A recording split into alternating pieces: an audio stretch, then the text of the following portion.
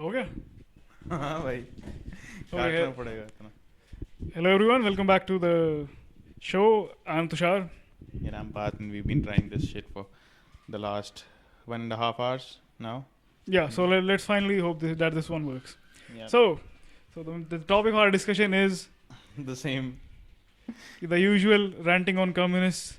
Yeah. Basically the How people still love a failed idea.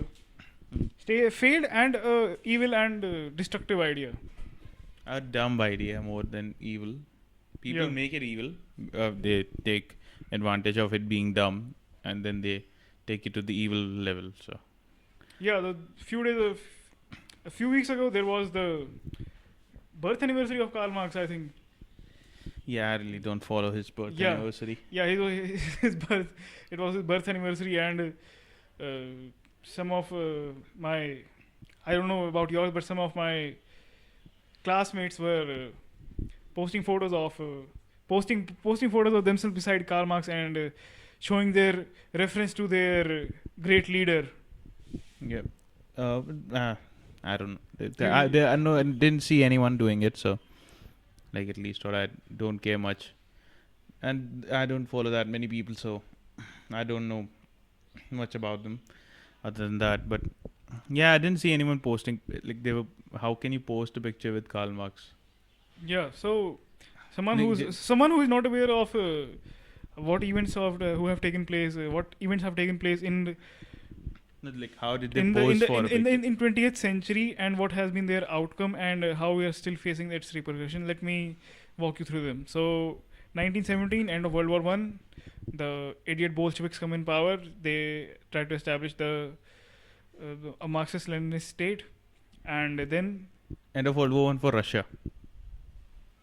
1917, end of World War One for Russia. and end of World War One for Russia, they forcibly pull out Russia of World War and start building the communist state based on the ideas of Karl Marx and Vladimir Lenin. And then Lenin dies a few years ago. I think 1923 Lenin dies for 5 years after the establishment, 6 years after the establishment, and then the great man Stalin Steel comes in and how should I say this? Yeah, he's Murdered a bunch of people. like murdered a lot of people, not just a bunch. Yeah, a bunch of million of people. If for me for bunch I meant a million. More than a million people. I think Yeah. he murdered a lot, many more. Like Yeah, and to the credit of our government, they have successfully hidden that part of the history, the Ukrainian famine. the famine of Ukraine. Yeah, and how there were posters of it is not good to eat your children. That the people that people had resorted to cannibalism. So this was only this was happening in Ukraine while our leaders were pledging their allegiance to Stalin and saying that no inflation takes place in Soviet Union, and how they are rapidly industrializing which was actually about paper numbers rather than actual growth.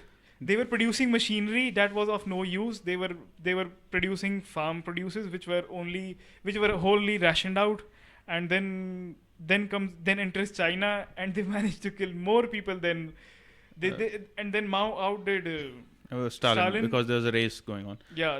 how many people can we murder? But like more than this, there's pictures of like all of us know how bad East Germany was, right? Like how Yeah, utterly awful the environment of living or the standard of living in East Berlin was, right? yeah, And the pictures of Indian students being welcomed at the train station of East Berlin, and like they're going to study over there and yeah. stuff, and it's like they're showing that this is what India should look like. It should look like East Berlin, where there's a huge wall and people are shot Yeah. if they try to cross it. Yeah, that's the dream, man. That's Yeah. what I hoped for. So, but Yeah, so the cases of these two countries, and then even more murderous people start entering in, and then there's the man by a funny name called Pol Pot. I don't know about that.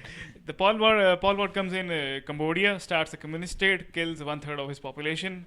Oh yeah, that one. I Yeah, don't remember his name though. and then the Vietnamese come in, they kill a bunch of people, and their bunch of people get killed. And then the hero of them all, Fidel Castro, and his buddy Che Guevara. Che Guevara. Yeah, And who people wear, whose t-shirts people still wear. I don't know why. Yeah. Che Guevara's t-shirts are so common, man. Yeah, they feel like he is some reverential hero who they should associate with, and who carries the spirit of a good man. He was a murderous bastard. Yeah. Yeah. Who am I to judge? Yeah, so they enter Cuba. They enter the Cuban government, and they basically overthrow the Cuban government and then establish a dictatorship of communists, and Cuba is doing great. managed to establish a system where a doorman earns more than a doctor. Yeah, and A hotel doorman or a taxi driver manages to earn more than a doctor. And last I heard, Cuba was doing great. Yeah, they have invented a vaccine that will take three doses for completion of the course of the vaccination course. They've developed their own vaccine. Yeah, they have developed their own vaccine, and they have not used any foreign vaccine. It doesn't sound right. Like they must have taken the Russians. Like No. They have developed a triple course vaccine that will require 3, but somehow this is more innovative as compared to a single shot vaccine. No, man. Cuba is bad. So I don't Cuba is have bad. anything against Cuban people. I think I hope that they're wonderful people. I've never met a Cuban in my I life. wasn't talking about Cuban people. I was talking about how time and time again communists have managed to fail and kill people, but still somehow people revere them and have the guts to say that was the wrong system, that they applied the whole theory wrong. Yeah, we know how to play. And something that even And we, the true students of Karl Marx, will somehow manage to bring the utopia that was long awaited. never like. Sorry, there's something stuck in my throat. Anywho, so there's this thing, right, where Putin. Somebody was like, why does Putin get elected again and again? And somebody said, like, even if you say that Putin controls a lot of stuff, and if you let it run as a democracy, like let Russia run as an actual democracy, they said Putin would still.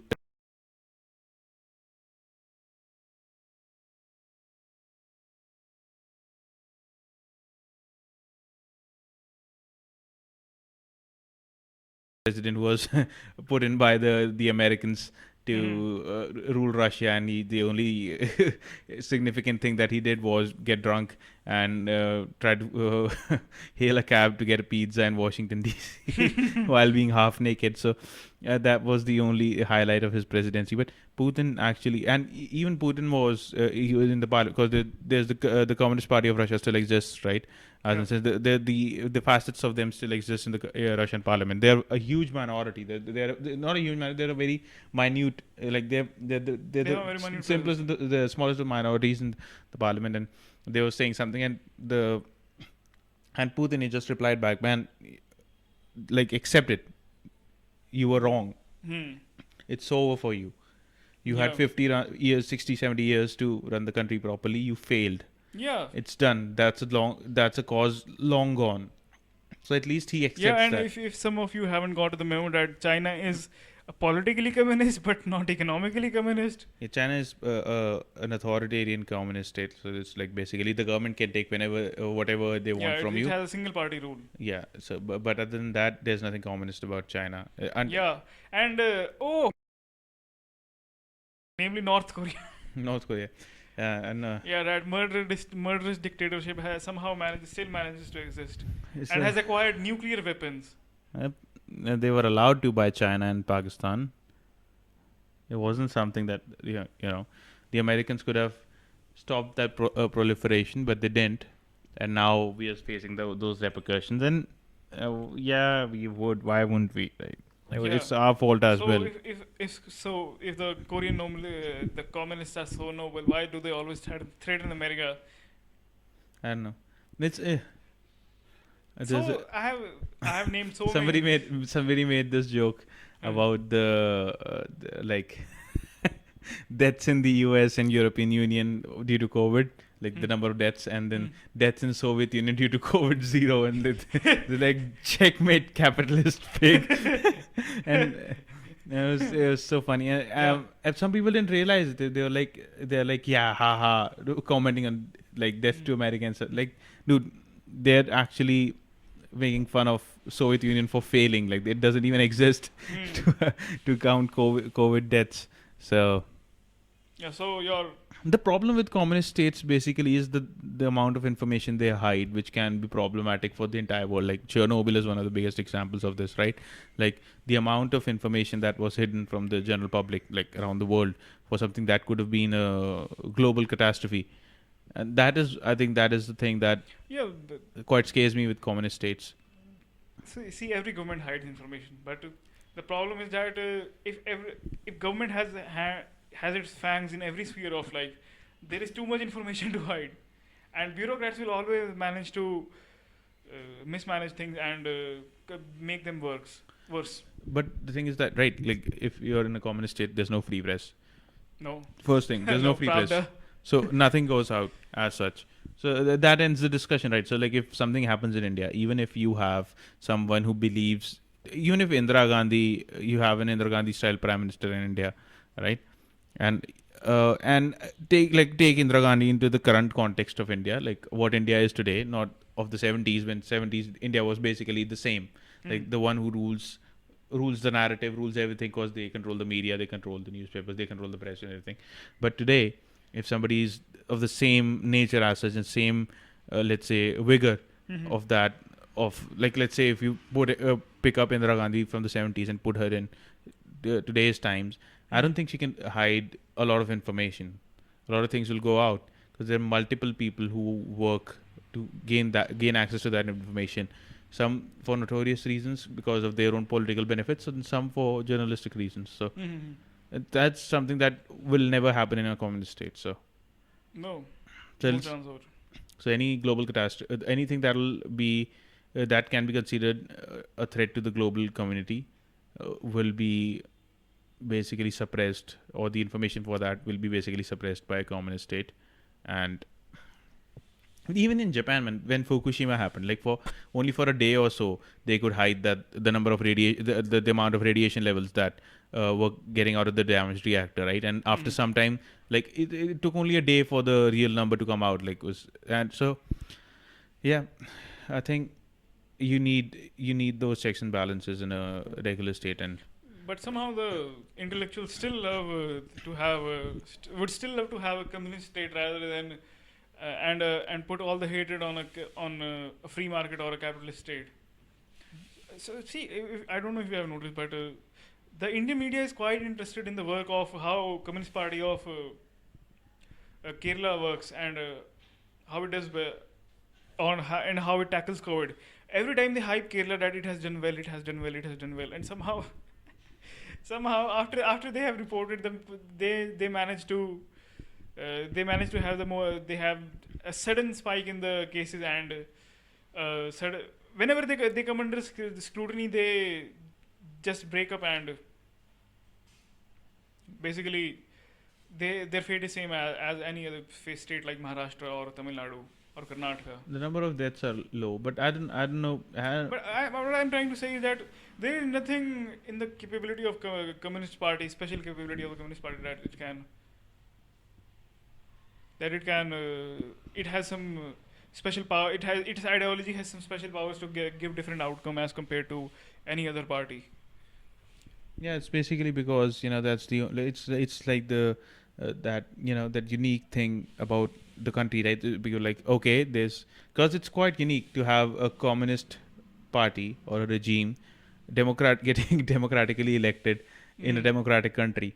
So I think that fascinates people, that fascinates the media houses or as such, and they like to see what they're able to do. Basically, they are not seen as the underdogs. They are rather seen as the leaders who should be emulated by others. See how they are doing. Yeah, and it's like basically Kerala is run on remittances, right? So it's not like Kerala has a huge economy of itself. Yeah, right. They're not run by. It's somebody when like I have recruitment experience, right? And when I was working in lateral recruitment, people used to tell me that if you have an opening for Trivandrum, which or Tiruvananthapuram, as the actual name of the capital of Kerala is, Trivandrum is for the British people, as such. They eased it up for themselves, and it took me time as well to pronounce it correctly. But when I was a kid, but goes as it goes. They used to say that Trivandrum is like the black hole for anyone's career. So if you go to Trivandrum for your career, you basically end up dead in the career sense of it. It's over. It's finished for you. People from Kerala because we had openings for Trivandrum, and they were proper people who were born and brought up in Trivandrum, did their studies in Trivandrum, and they're like, yeah, fuck no, we're not going back. And Trivandrum is not a bad city, but it says something that you haven't experienced the climate before then. I'm not talking about humidity. I'm just saying that in the economic aspect of it, why do people get scared when you say like, do you want to go to Trivandrum? The same thing doesn't, like, if you meet a Chandigarh guy, right, and they go to IIM Ahmedabad, let's say, get their MBA done and let's say they go into, what do you want to say, operations, process engineering, and after working somewhere else in Maharashtra or whatever, and somebody tells, hey, do you want to work for Johnson & Johnson in nearby in Chandigarh? Yeah, hell yeah, I would like to do that. And the person will come back home in a second without hesitation. So why this hesitation for that state? People native of that state saying that, fuck that man, not doing it, and people saying that it's going to be a death note for your career that you went back to Trivandrum, or you went to Trivandrum in the first place. So it says something about the state economically, on the economic front of it, which we don't know. Yeah, how well the communists are managing, and even a bigger case study is the state that should theoretically be one of the richest and most economically well-to-do, namely West Bengal, but which has the most fertile land, which has mineral resources, which has the historical context to be a leading power in the world, in a leading state in India, but somehow they have managed to fail on every front. They are not the agricultural power, they are not the industrial power, they are not the financial power. Dude, like Kolkata isn't even considered a metropolitan area anymore. Like it's considered like a shitty city to live in. Yeah, basically that. Like people would love to go to Chennai or maybe the Mumbai or maybe Delhi, Hyderabad or Bengaluru. Yeah, these are the states. These are the new cities that are coming up. Like Noida, people are ready to live in Greater Noida, and that says something about you as a city, right? Like Kolkata used to be the capital of India. British India at some point, and used to be the hub for trade and everything. Yeah. And today people are like, I'd rather live in Greater Noida, get carjacked and then murdered in an alley than living in Calcutta or Kolkata as such. So it says something about you're doing something terribly wrong, man. If somebody is ready to be like, yeah, shoot me in the fucking head, but I'm not going to Kolkata. I'm not going to Kolkata. So like Kathi rolls aren't gonna bring people to Kolkata, man. And you talking about Kolkata, and the basic thing we are talking about, that how a communist state manages to do the exact opposite of progress. And so in these lines, Soviet Union was one of the most mineral rich states, and currently that area is one of the most mineral rich states, regions of the world. But somehow the communists still managed to increase the poverty rate in the area, even after having the minerals, even after having a great push on industrialization. Dude, it's all about control, right? Because what was the problem with the Warsaw Pact? It's all about the bureaucrats deciding the price. Not even bureaucrats. Deciding the price of 2.6 million commodities. I'll tell you one simple thing, right? So when think of it as a company. When it's a private limited company, it's all about control, that you have like the liability is limited to the owner, right? But look at the thing is that the company owns the resources, it processes the resources, and it sells the resources to itself. So look at this in this way. When the size of the company increases, you can not let it be a private limited company. You at some point you're gonna have to limit your liability as such. You're gonna have to float it. So liquefy yourself. And the same thing goes for what the Americans did with the NATO pact, right? So what they did with NATO is that they let countries exist as independent nation states. So their liability as such, their financial liability and everything was quite limited. Yeah. They were free trade partners. But Yeah. what happened to the Eastern Bloc as with the Warsaw Pact, whatever it was all about control. It was all about Soviet Union trying to keep or trying so to manage the their control. imperialism of Soviet. Like sort of an imperialistic they sort of merged everything into an imperialistic state. What happened because of it, you didn't centralization, over centralization, over centralization, and all the problems, maybe economic or cultural or military, all fell on the Soviet Union, on the exchequer of bureaucracy. on the exchequer, on the Soviet exchequer. Basically, fell on the Soviet citizen. And that's what broke them up. You have to limit yourself, limit your liability. You cannot control every single thing. That's why the concept of federalism exists. And this basic concept of limitations of government is out of bounds of understanding of Indian youth, or who revere Karl Marx and who still praise the communist state. It's quite simple, man. You cannot control everything. You don't have the power to control every single thing in the world. Human knowledge is imperfect, and when the imperfection accumulates, it mostly leads to disaster. Yeah, so it's better to let other people handle stuff. Yeah, those who are actually involved in the field, rather. And even they're going to fuck it up. But at least your liability is limited. Yeah, it's like if Hitler became the mayor of Berlin, then we wouldn't have World War II. That was the problem with Hitler as well, because he wasn't a strategist. He wasn't a military strategist, but he poked his nose where it shouldn't have belonged. It never belonged in the first place. He launched Operation Barbarossa. He invaded the Soviet Union and then paid the price. Yeah, and wasn't allowed to retreat. Not even because it's not even about retreating. He never allowed the German generals, and like I think thank God that Hitler was defeated. Nazi Germany was defeated, right, because of the cruel ideology that they believed in. But they never, like Hitler never gave that rest to his generals to sit down and understand their military doctrine as such. Like, what are they lacking? What did they lack when they invaded France? What did they lack? That Rommel was near Paris and they didn't even know that he was in Paris. Like till like so many hours, and Rommel says like, "Would you give me more ammo and everything? Like, would you supply me with something? Where are you? Like on the French border? No, I'm near Paris." And so you didn't give them time to sit back, relax, and like understand. Okay, what the fuck is going wrong with our military doctrine? Because you're losing land in Africa, right? You're losing territory in Africa as well. So they needed to understand that blitzkrieg is all fine until you stop, until your military stops, is put to a stop. Yeah. It's caused earth tactics or whatever, or basic logistical limitations that they had to face. Put behind unlimited manpower.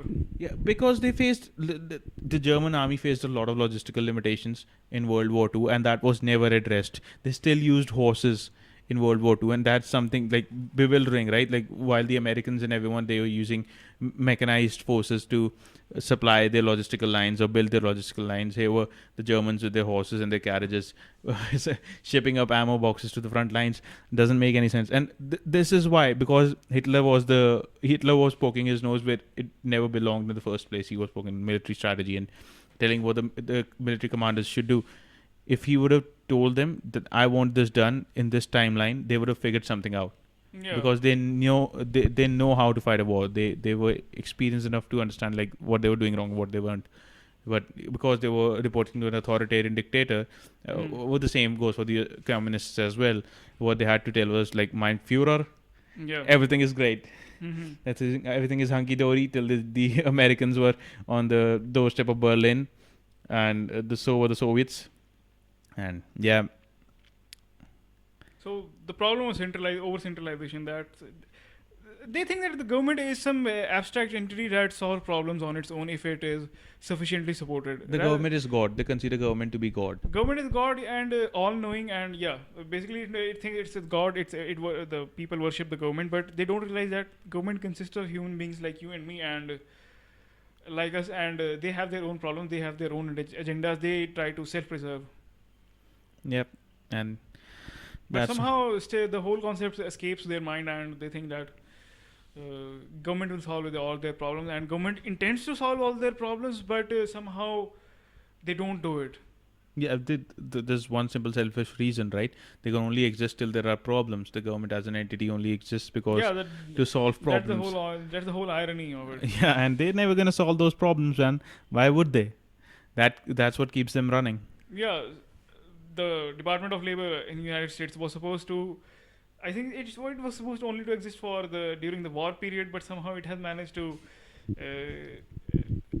overstay its welcome. For more than 70 years now. Yeah, Like- it decides the minimum wage for the workers, but somehow it doesn't change the minimum wage, but still somehow manages to exist. Dude, listen to this. Like there's a and we'll talk about India as well. But the Department of there's a excuse me. There's Department of Housing, right, in the U.S. Yeah, HUD. And they've been Housing like, and urban development. yeah, and they've been existing for so long. What their single goal was to provide affordable housing to people, Yeah, and there's still homeless people in the U.S. So yeah, mission solved. My mission accomplished, man. that Solved, is problem solved. homelessness has increased as compared to decreased. Yeah. Instead of decreasing, the number of homeless people has increased, and the same goes for India, right? Manrega was a limited time scheme, Yeah, but it's now it's just a yeah, but Ponzi the scheme for people. Schemers of the planners of Manrega didn't think that the whole scheme would be about digging ditches and filling them and refilling and then digging them again Yeah. and getting labor for getting wages for unproductive It's work. basically throwing money at people. It's basically Yeah. that simple concept. Government paying people money. How about you not Yeah. take my money in the first place? If I give you money directly, my other voters for object. But if you dig the ditch for me and refill it again, then somehow I'll convince them that they are actually doing something for it. Yeah, but like it's basically like why don't you not take my money in the first place, and then limit yourself, and then people will have more money in the you know. You know, the communists they have this fallacious idea that somehow if the if the wage rate rises, and if everyone gets money, poverty would be eliminated. And they would completely ignore the fact the concept of inflation and how money works. That some people need to have that money needs to be unequal to be valuable. If everyone has equal money, then it means It's basically no one air has then. no money. It's basically air then, and everyone has access to air, right? Yeah. So, yeah, I don't know, man. The level of ignorance, the level of misunderstanding, the level of The level of no, it's not even about the levels. It's just that they don't want to understand anything. yeah, They have made up their mind. They are they think they are scientists, but they are true the anti-scientists. They fit facts to their theories as compared to changing their theories according to the facts. Yeah, They Yeah. haven't heard about Milton Friedman. They haven't heard about Thomas Sowell. They haven't read a paragraph of Adam Smith. it's And somehow they propose huge economic theories based on, and I think they haven't even read Karl Marx, the 1,000-page Das Kapital. I suspect that even 1,000 people have read the whole book. It's very difficult to like. It's not difficult to read. It's just like you need a lot of time. It's a full of I personally can't read it because when I tried to, it was so full of so many errors that I would have fried my brain out if I had tried to complete the whole text. No, like it's too much effort for me, man, to read a 1,000-page book just to critique it. Like I'm not being paid by the New York Times to Yeah. do it. So why would I do it in the first place? And one more thing, I thought I can even post the portion of it. I read the Communist Manifesto. It was only a 50-60 pages, 50-60 page document that, and I think I showed you the paragraph where they openly said that the communists would using force overthrow the bourgeois democracy.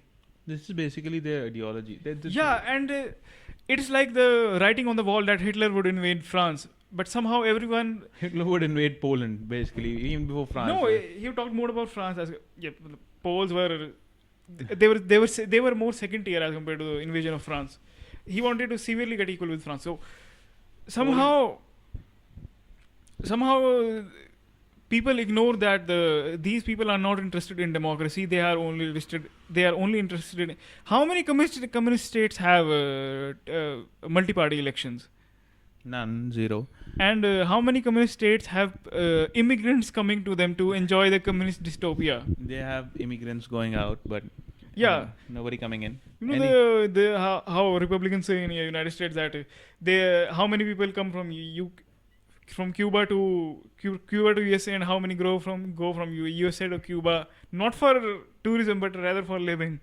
The only we'll discuss Cuba later, but anywho, like there's things to discuss. With Yeah. Cuba. So as you said earlier that we talk a lot and our podcasts are long, so I think we should end this one on This note and within a 30 minutes. So thank you all for listening, and we'll continue to talk about the whole yes, communist bullshit.